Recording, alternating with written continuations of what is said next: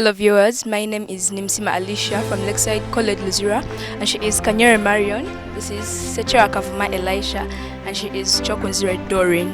We are affirming the resolution. This House believes that the UN Security Council should undergo comprehensive reforms in order to address the modern contemporary conflicts, and as a school we expect a win. Hello everyone, my name is Nasiwa Cynthia Margaret from St. Michael High School Sunday. Along with me is Abe Vanessa as the first speaker, Moisigwa Shadrach as the second speaker, Ayesigwa Bashil as the fourth speaker, and I as the third speaker. We are going against Lakeside College on the resolution. This House believes that United Nations Security Council should undergo comprehensive reforms to better address the contemporary global conflicts. We expect a win. Thank you very much.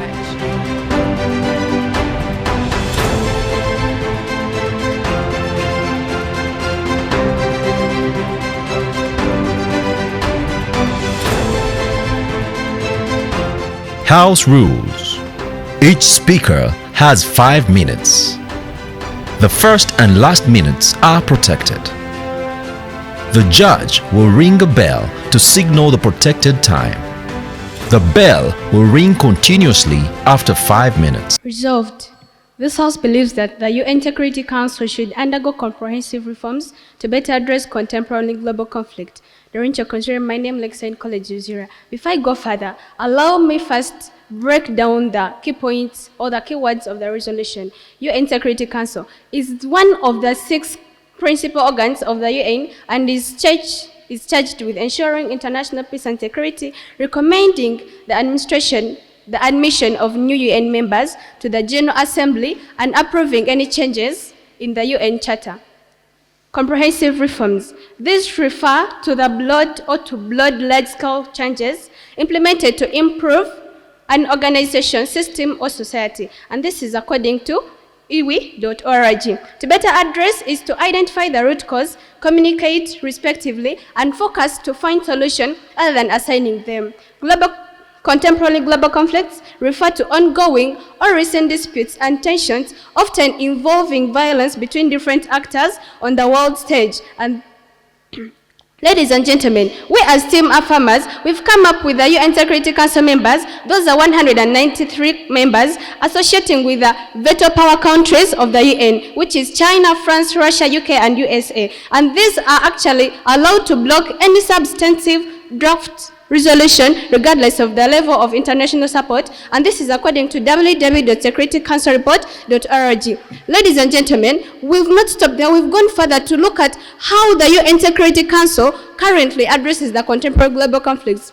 We've got 3 points, that is preventive, diplomacy, peacekeeping operations, peace-building operations, and this is according to www.un.org. And we also gone further to look at why the UN Security Council is currently addressing the contemporary global conflicts. Thus, we have to fulfill its primary mandate and maintaining international peace and security, and to also prevent these conflicts from escalating and causing widespread harm. And this is according to Carnegie Endowment for International Peace. Ladies and gentlemen, we've gone further to look at why the UN Security Council has failed to better address the contemporary global conflicts.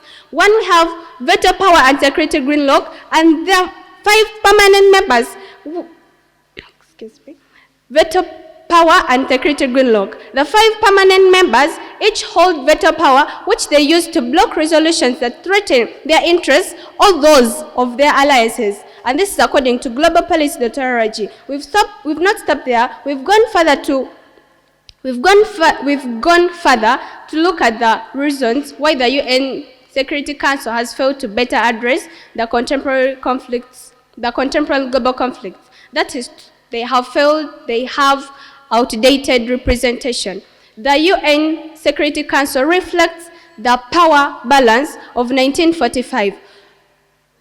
An emerging of 1945, not the current global order. Ladies and gentlemen, the UN Security Council has failed because they have outdated information. They don't have this current information to come and present to us or to the world with the reason why they are failing these things. We also have over-reliance on state sovereignty. The UN Charter prioritizes state sovereignty, limiting the UN Security Council ability to intervene in internal conflicts unless they clearly threaten international peace. This makes it harder to act on issues like civil wars, genocides, human rights abuses, and climate security threats. This is according to globalpolicy.org. Our last point, geopolitical rivalries, the power struggles and conflicting interests between major world powers, especially the 5 veto powers of the UN Security Council, significant arrest by case. Resolved, this House believes that the United Nations Security Council should undergo comprehensive reform to better address contemporary global conflicts. My name is Abe Vanessa, the first speaker from the negative side. Our dear judges, the first Afama came and told us that the UNC has 100 members, but I would like to inform her that it has 15 members. So our dear judges, this resolution basically, it tells us that there is a need to reform the way UNSC works. But our dear judges, we as team negators say that there is no need according to my following views. First of all, it is difficult or nearly impossible to reform an organization like the UNSC. Because remember, our dear judges, there is something called veto power. And by this veto power, if one of the permanent members refuses to go with the resolution, meaning that the resolution will be cancelled or it will not be considered anymore. Hence, it will be difficult for them all to agree to reform the resolution. Then, according to Article 30 of the UNSC Charter, the UNSC shall adopt its own rules of procedures, including method of selecting leadership. Therefore, changes would need approval from current permanent members, which are unlikely to give up their power. What do we see by this? We see that the permanent members wouldn't want their veto power to be reduced. Hence, it will be difficult for them to reform the UNSC, because none of them would want their veto power to be reduced, because if they are to reduce their veto power, this will majorly look like as if they are undermining them, and this can result to even more conflicts. And then also, reform is really unrealistic, because any reform would need approval from all the 5 permanent members. And dear judges, we clearly see it's not possible for all 5 people to accept one thing. Obviously, there are going to be people who are going to deny or reject it because of their own reasons. And then also, we have to maintain stability and tradition, where we see that UN was formed in 1945 because after the World War II broke out, because they wanted to prevent another world war from occurring, and thus they formed it. And ever since that time, they have always had 5 permanent members. So for us to reform this, it would be technically going away from tradition, because ever since that time, those are 50 years now, they have always have 5 permanent members, and these 5 permanent members are the ones who have been helping out. And then also, our dear judges, we see in Article 41, which grants the Security Council the authority to decide on measures not involving the use of armed force to give effect to its decisions. Therefore, the UNSC is allowed to sanction member states in case peace talks fail to work. Here, we see that the UNSC, instead of them actually reforming, they can just sanction when peace talks fail to work. An example is the Ukraine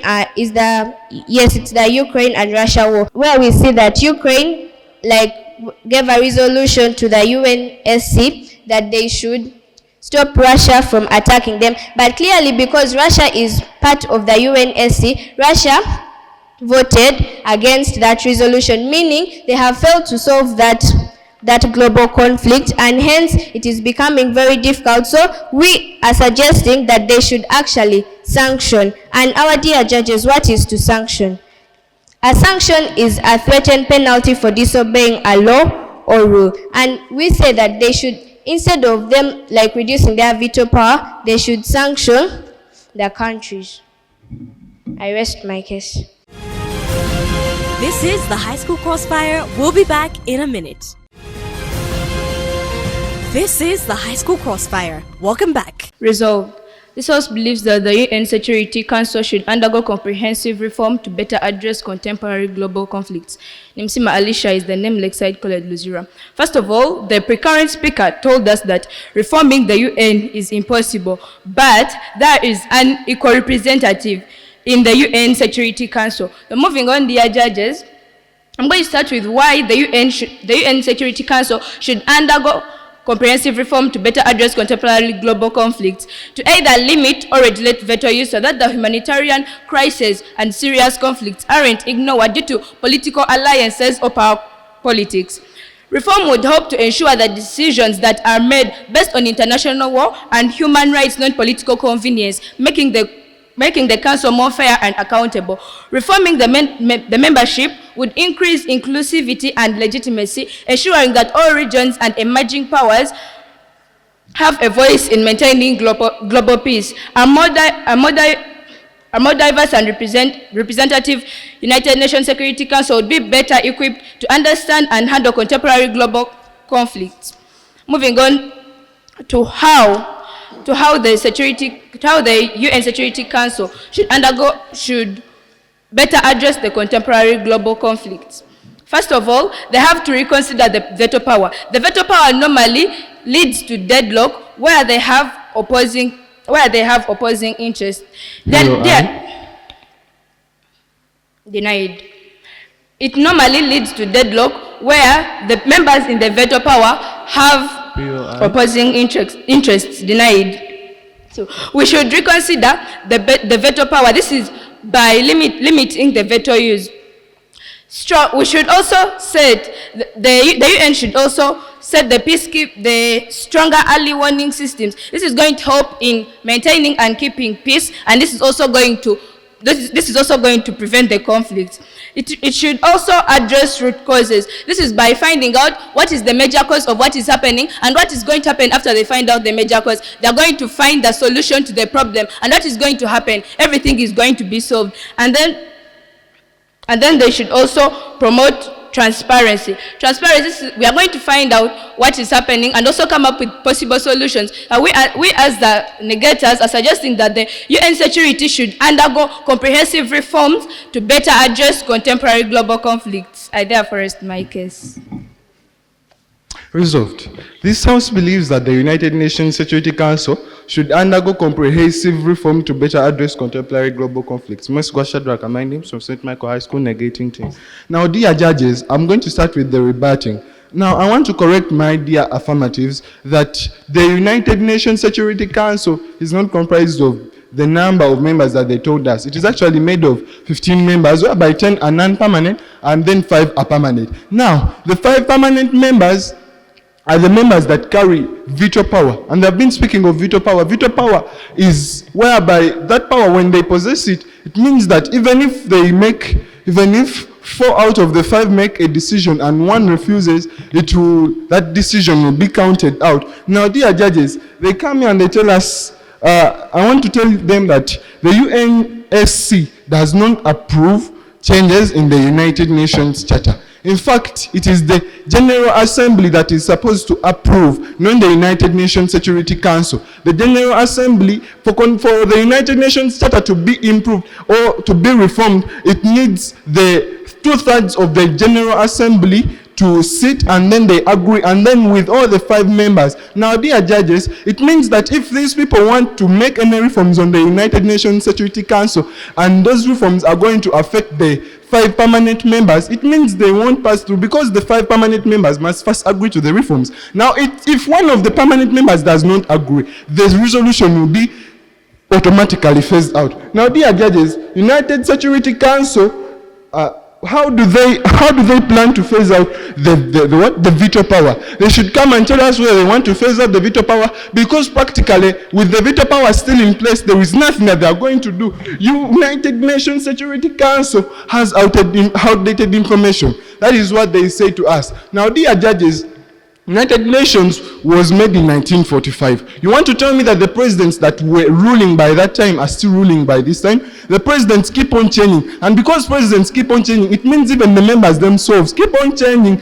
but the type of members don't change. But like, for example, Russia still remains a permanent member, but its president changes. So it means there is room for them to do what? To change. Now they came and told us that there is equal representative in the United Nations Security Council, which is not right, because there are 15 members and there are the 10 non-permanent members. But ladies and gentlemen, those 10 non-permanent members, their decisions or their whatever they say is not considered to be effective. It is not considered like it is out. There is a final say, there is someone that is at the top, and those are the 5 permanent members. Listen, that even if they come up with a solution and then the 5 permanent members, one of them disagrees, it will not take place, it will not take into position. Take for instance, recently on the 24th of February 2025, the United States came out and then they brought a resolution of ending the war in Ukraine. But ladies and gentlemen, Russia came out and vetoed it because it has veto power. And when it vetoed it, even if other members tried to come in, they could not do anything because the other one has veto power. And even if they try to do anything, they will be violating the veto power. Ladies and gentlemen, what key things should we know? According to the United Nations Charter that they said, Article 30 states that the Security Council shall adopt its own rules of procedure, including methods of electing its own leadership, which implies that there is no leadership that can be changed in that place unless themselves they agree within them. And even if the non-permanent members agree and one of the permanent members does not agree, it does not make sense. They say that we should. The second speaker said that they will bring stronger military, which is, if you're a person that is bringing a solution, to whom will you face the military with? To whom will you fight? Because it is like you've chosen a side. If you decide to bring military as a way of bringing peace, it is not right. I rest my case. This is the High School Crossfire. We'll be back in a minute. This is the High School Crossfire. Welcome back. Resolved Kanyere Marion is the name Lakeside College is the school. Now, dear judges, I'm here to clash what the negators have come and told us. The first negator came and told us that reform is unrealistic and impossible, but they're forgetting that change doesn't have to come through formal charter reform only. It can include memorial and prejudicial reforms, again limiting the veto in mass electricity cases, expanding consultative roles. Ladies and gentlemen, it has been 70 years since the birth of the UN Security Council, and the second negator came and told us that because of that timeline, the rule has changed and they expect the policies to change. I can give an example of the Uganda Constitution. Since time memorial, they are still following the same constitution, likewise to the UN. Yes, the rulers are changing, but they won't follow the same security policies. I can give an example here, saying that the UN Charter gives the Security Council the unique purposes to authorize, force, impose sanctions, and enforce peace other bodies. Which means other bodies can recommend, including the General Assembly that he spoke of. Dear judges, and another thing, he came and clashed on us that we spoke of 100 members on the UN. We are speaking of the UN, not the UN Security Council. Our UN Council is not that we gave that digit. So dear judges, and there's another thing. Policies don't change even though the rulers change. There are many authorities that are there, but they all follow one policy. And if they expect that policies are going to change because rulers are changing, then they are wrong. The second negator came and also talked of the General Assembly being the one to handle the issue. But ladies and gentlemen, this is why the UN Security Council was put in force. It is the one that has the rights to give sanctions. It's the one that has the rights to enforce peace. Other bodies like the General Assembly can recommend. Dear judges, I have a question to pose to the negators. They are coming and speaking of how the UN is working. But let them tell us, what of the peacekeeping forces? What have they done? Have they done more harm than good? Or they have done more good than harm? They haven't told us about that. They're just trying to cover up because they also know the truth. This body needs to reform. Without reform, there is no improvement. Dear judges, the Security Council members has 193 members. Then they're speaking of the UN members that are having 15. Dear judges, I request that the negator should pay an ear to whenever we are speaking. Because the General Assembly has to approve any changes on the UN Charter. But the Security Council has more power than that. Only other bodies can just recommend. Another thing, I request the negatives to know that the veto has been used over 300 times more after to block humanitarian intervention than to promote peace. So if they come and speak of good things over the veto, then they're just doing more harm than good. Russia's veto on Ukraine or China veto on the action of Myanmar. Stability without effective action is false faith, and effectivity must be tied with legitimacy, effectiveness, not interaction. I request to rest my case. My name is Cynthia from the negative side. Resolved, this House believes that the United Nations Security Council should undergo comprehensive reform to better address contemporary global conflicts. Clearly, the negatives have not understood the resolution to its fullest because they are talking about the United Nations. In many scenarios, we have observed that the negatives have been saying the UN. We are talking about the UNSC as the resolution states. So the first affirmative came and told us that the Security Council has 103 members. Now, this clearly shows the big contradiction between the affirmers' speeches. First of all, they're talking about the UN. Secondly, they're coming and also talking about the Security Council, which is which. And the third affirmer came and told us now the Security Council has 183 members. What is that? 103, 183. We are saying that the Security Council has 15 members. 10 are non-permanent members, while the other 5 are the permanent members who have the veto power that is the power which gives them the right to decide and vote on a resolution. But if 4 of them accept and 1 rejects, the resolution is considered irrelevant or cancelled. The first affirmer also came and told us that veto power gives the P5 of the permanent 5 the resolution decision in their power. And we agree, it does. But then as the negators, we are coming to tell you that the UNSC has been holding peace talks for so long. We are just asking them to consider also sanctioning the countries that are involved in some conflicts in order to make their action immediate and better for the people to address the conflicts going on.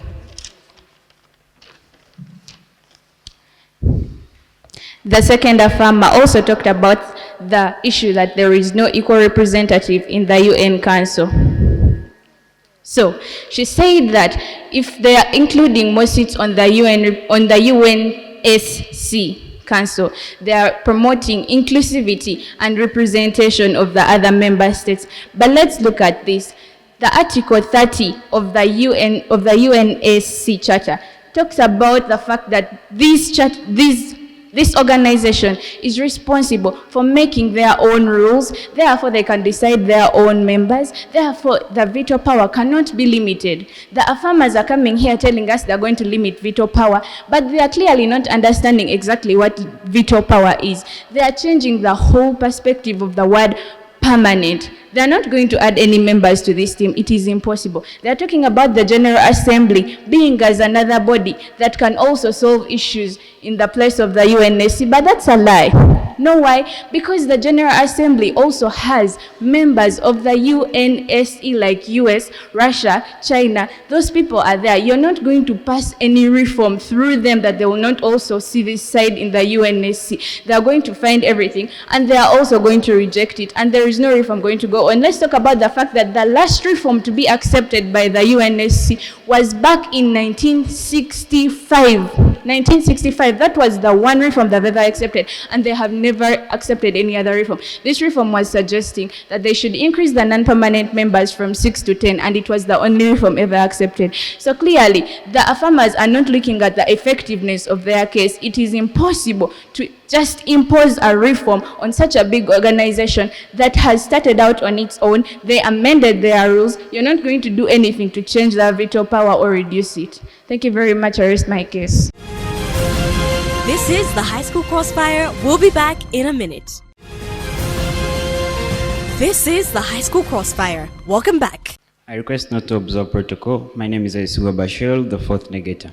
Resolved. This House believes that the United Nations security should undergo comprehensive reform to better address contemporary global conflicts. So, how are you? Fine, how are you? Okay. So let's start by kickstarting. How many Security Council reforms have been successful? One. One. Thank you. Why do you think it was only one? I do not think it's only one, but there is need for change. Okay. Are you aware why USA voted against its proposal resolution of Russia withdrawing from Ukraine? Because of the sovereignty of USA, there is need for equality. Okay. Are you ready to waste time while debating on the reforms while nations destabilize and people die? It's been 70 years since the inception of the UN Security No, are you ready Therefore, to waste time debating on the reforms while nations destabilize and people die? When change comes, we need change. You need change. And Yes. people's lives don't matter. People's lives do matter. Do matter. Okay. Will limiting of veto power not create any other conflict? No. It won't. Okay, you're still on track. How will you limit veto power? Pardon? How will you limit veto power? We have to create equal representation in the Security Council. Can you add more light on that? Those were stated by our first and second speakers. If you were to listen carefully, the information was there. Okay. Are the conflicts created by the peacekeeping forces? Peacekeeping forces, Are they created, yes or no? they create peace. They create peace. Yes. Thank you very much. What is the problem in this resolution? What is the problem? In this resolution? The problem is there is need for change. The problem is there is need for change. Okay, you can take your seat. Thank you very much. Our dear judges, I started by asking how many Security Council reforms have been successful. Panel, we see that it was only one in 1965. But panel, and they stand firmly and come and assume that they can just come and table out a reform. Panel, I asked them, are they aware why USA voted against its proposal resolution of Russia withdrawing from Ukraine? No, but they say that because there is a need for change. But panel, we see that these G5 countries, they don't want to leave they don't want to lose their veto. They don't want to lose their veto power. Why? Because when that resolution passed that Russia should leave Ukraine alone, panel, we see that there was another resolution that came across that the veto power should also be removed, of which USA that proposed the resolution stood against its own resolution and decided to leave the resolution because of removing veto power. I asked them, are they ready to waste time while debating on reforms? Panel, they tell us no, that people's lives matter. Yes, panel, we look at it that in this resolution we have a problem of global conflicts. Why? They are destabilizing nations right now. And currently we have told them of the global conflicts of the Israel conflict with many countries. Panel, we are here telling them that how are they going to limit veto power? They tell us like the way they explain. Panel, they are only telling us they want equal representation on the Security Council. Panel, they are not telling us exactly how they are willing to acquire equal representation, of which they are just increasing the number of countries that are going to have veto power. Panel, they are just telling us that. I asked them, they come and tell us that I rest my case. Dear judges of today in the August House, the negators have strongly brought their case to us that because of the changes that were made and the reformations that were made, there will be no need for reformations. There have been 70 years down the road since the inception of the UN Security Council, and because of that, there is need for change. Take a look at an example of a country like India and a country like Brazil. These are emerging powers in the country, in the world today, and because of that, there is need for reformation because everyone has potential of winning the other. So, result. Secha Kamel Aisha, Lakeside College, team affirmative. The questions below need a short answer, yes or no. First question goes, have you been the same size and height since childhood? Yes or no? No. Thank you. When a fisherman fails to catch fish, he casts the net deeper. Yes or no? Can you first relate that to resolution? Let's continue. Change is inevitable. Yes or no? No. the UN Security Council has unequal and biased representation, yes or no? Yes? The Pardon? UN Security Council has unequal and biased representation, yes or no? Yes. Recently, during the Israel-Gaza wars, Israel bombed many cities in Gaza and nothing was done. True or false? False. Does Uganda or any other African country have a say in the UN Security Council? No, because they are not part of the UN Security Council. They are not part of the UN Security Council. Do you believe that a butterfly was once a caterpillar? That's a crazy belief. I don't have it in mind. It's a crazy belief, okay. When a man grows old, is he as strong as when he was as a youth? We believe when we grow old, we all become stronger than the youth. Okay. You may have a seat. Laws are made and laws are meant to be changed. Dear judges, the negatives are focusing on the UN Charter, Article 30 of the UN Charter, which states that the UN has the sovereignty to choose a way of bringing members onto this council. But because these are laws and laws can be changed, we are strongly affirming and asking for the UN to reform its ways, because there is need for a better way to combat or address these contemporary global efforts. The questions I asked the question, have you been the same size and height since childhood? And his answer was no.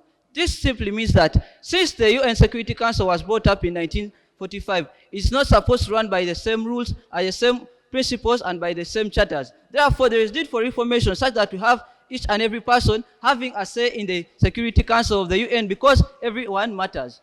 And I asked another question, that when a fisherman fails to catch fish, he casts the net deeper. So, by bringing in equal representation, we are casting the net deeper of the UN, and we shall be able to bring everyone on form, and everyone shall have a say about their problems in matters concerning security. Change is inevitable. He said no, but change is supposed to happen. And when we do not embrace change, we don't grow. Therefore, the UN Security Council and other people should embrace change and bring on other people on form such that we can have world peace and order.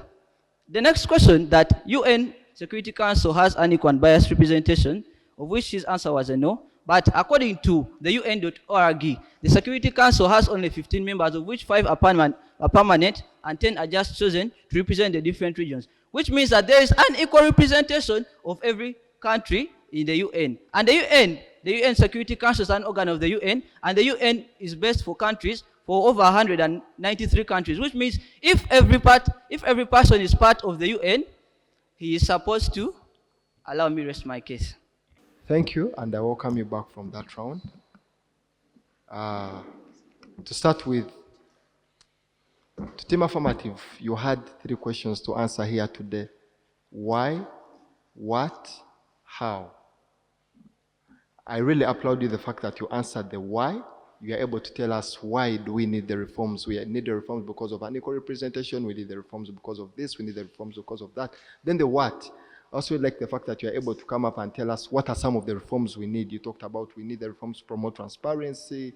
You looked at addressing reforms to do with addressing the root causes. You talked about the reforms to do with the reconsideration of the veto powers where they're having conflicts of interest. Now, the question that I feel kind of was lacked out is the question of how. The how question is, now, how are the reforms you're talking about going to have a remedy to what is present in the current status quo?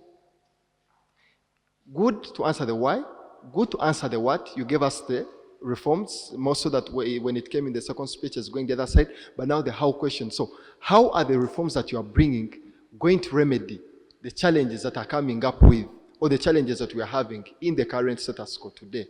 So the how was really, really, really lacking, and it was really important to hear. To Team Negative, you had a good strategy. But I just want to advise, on another day, do not only restrict the only strategy you had. Yes, it was a good strategy, because for you talked about the strategy that you say it is impossible to have reforms because of the provisions of the law. But that's why you see at times we had very many questions that were coming from this side that you see change is inevitable. And you see, the truth of the matter is, despite the fact that that is what the law provides, it is not a must that the laws cannot change. You get? That is why, for example, if I'm to give an example, we have the Constitution of Uganda today, but we have different amendments. Remember when we had the issue of the age limit? So now what I'm trying to say is, on another day, after you're giving the alternative you have, on another day you could actually go ahead and give a strategy also. You could also marry a strategy of where the UN Security Council has actually been successful, and hence it does not call for reforms. It's not, I've not said that you only use that and now it has been successful and you leave out the provisions of the law. But what I'm trying to say, try to marry them. Because the truth of the matter is, there are certain circumstances where the UN Security Council has been successful. You see, at times people put the blame on the UN Security Council, but they put the blame on it because they do not know the provisions of the law. The UN Security Council is going to come up and put a provision, they are going to put the sanctions. But you saw so their powers are kind of limited. That yes, they are going to put the sanction, but of course, yes, it was right for Team Negative to say that, but you see, Russia is like this and this, but their powers are also limited. So another day we expect Team Negative, go ahead and tell us actually how successful the UN Security Council has been. Otherwise, now when you stick to the strategy you have, that you say these are the provisions of the law, so now are you trying to say that actually you're now conceding that it has actually failed? But I also really want to applaud you for today, because the arguments that you really gave are not some of the arguments I really expected from you. What I mean, you gave good arguments. I was really happy when people came up and people are citing provisions of the UN Charter. People are talking about, actually people know the functions of the General Assembly. People know the composition of the UN Security Council. Of course, at the end of the day, there was a backlash. No, it is the Security Council. But if I heard very well, one of their speakers actually talked about the composition of the UN in general. For the issue of style, I really had issues of style with Team Affirmative. Not all of you, but I think two speakers.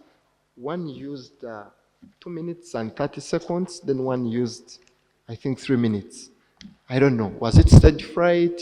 Was it that you had come with a script now? Whatever you had got done, I really don't know. I will not assume. But what I just want to always make sure that you use your time favorably so that you don't leave the judges in suspense of maybe you didn't prepare or maybe it was a script that now when the script got done, automatically you had to leave. So these are the marks I give you. Style I give you 13, I give you 16. Content I give you 25, I give them 27. They had very good content where they talked about the provisions of the law. Strategy I also differ most, I give you 26, I give them 28. Making a total of 71 for negative and a total of 64 for affirmative. So to me, it's 7 to Team Negative. Thank you very much for that very informative and intuitive round of debate. I would like to applaud every speaker on each side. We do realize that for this round, speaker roles were properly executed from the first, second, third, and fourth, respective to both sides. So my judgment is going to base mostly on strategy. Reason being, strategy is basically how you get your content, present it, and show how relevant your content is to the August House and to the panel of judges. So what do we see from Team Affirmative? Team Affirmative comes up and tells us about the UNSC, or the United Nations Security Council. They come up and talk to us about what is its core responsibility. They talk about its core responsibility being the keeping of peace and basically making sure that the world is at peace. Let's say I'm just watering down their submission in this case. So they go ahead and show us how do the UNSC deliver on that mandate. They talk about preventative recommendations, they talk about diplomacy, deployment of peacekeeping forces where need be. They go ahead and tell you that however much that these responsibilities and burdens exist, these people have failed. And then they go on and break down to that effect. They talk about that there's security gridlock. They come and tell you about outdated representation in the UNSC. On top of the outdated representation, they come up and show that there's unequal representation in this case, whereby they bring up the fact of veto power of the powers of the countries in the UNSC. They go ahead and talk about issues like geopolitical rivalries, which are all very valid. Then they go ahead and show you that the reasons that have been mentioned above are the core driving forces that are going to call for our reform or for a bunch of reforms. Then they come up and tell you that due to unequal representation, we're going to need reforms, because at the end of the day, we realize that power is majorly curtailed to a few nations. They go on and show you that the decisions, or the majority of the decisions currently made in the UNSC, are politically driven. But at the end of the day, we realize that UNSC is supposed to be built on humanitarian need. So what they are looking for at the end of the day is peace, if I am to boil it down for us to better understand this. Let us also agree to the fact that we are taking your submission at face value. In other words, what you presented to us today. So what do we see from Team Negative? Team Negative, first of all, just comes and talks about the characteristics of UNSC. And their main point here is that it is impossible to have these reforms come up, which might be valid, but I do not see why you could not drive that point better to make sense to the August House. Let's go on with your submission. You come up and tell us that the current representation of UNSC has 15 members with 10 non-permanent, 5 permanent. Then you come up and show us how veto power works. In other words, if at all the 5 permanent do not unanimously agree on a clause, or if they did not unanimously agree on a resolution, this resolution is declared null and void. You come up and show us that however much now on a day we have unanimous agreement with the 5 powers, the General Assembly still has to sign this proposition into effect. With that all said, these were the marks. Content, I give both of you 26. Style, I give both of you 18 because we had good speech from both sides, good representation from both sides. Though, as it has been said before, let's avoid leaving the podium before your time elapses. Because at the end of the day, you leave the judges in a balance, thinking that these people had a script. You leave us thinking that you did not prepare enough for your side. I'll go further to personalize on the second affirmer. You really had good content for us. You really had a very beautiful submission, but at the end of the day, you left before time and you left us hanging. So we had to take your content at face value. So my difference in judgment will be at strategy, where I give Team Affirmative 27, Team Negative 26, giving a total of 71 for Team Affirmative, 70 for Team Negative. I want to start by thanking the debaters for staging a fairly good debate. And I will not differ from the other judges by saying that the debate could have been better if teams maybe perhaps did what they were expected of. In that, I beg to, first of all, advise things that you could do better in the next debates, because at the end of the day, Crossfire not only provides for you a platform to debate, but also a platform for you to become better and learn. So, 3 issues. 1, understanding motion burdens has become a very big problem faced by debaters. And I have not yet established a reason as to why, but I can only provide solutions to reasons as to why I assume why. 1 is, I think debaters do not take off time to internalize motions in their entirety. What I mean is, try and read the motion from the beginning, like from the first word to the last word, to the end. Then internalize the demands of the motion. Referring to the motion stage today, this House believes that the United Nations Security Council should undergo comprehensive reform to better address contemporary global conflicts. The reason as to why we are debating today was already provided by the motion. So we were supposed to achieve a certain goal within the debate. We were supposed to better address contemporary global conflicts. Surely, did any of the teams do that? That is 1. 2, let us learn to distinguish between arguments and examples. After distinguishing between the 2, we shall be able to clash on arguments and not just to clash on examples. How many members make up the Security Council? How many members are in the UN?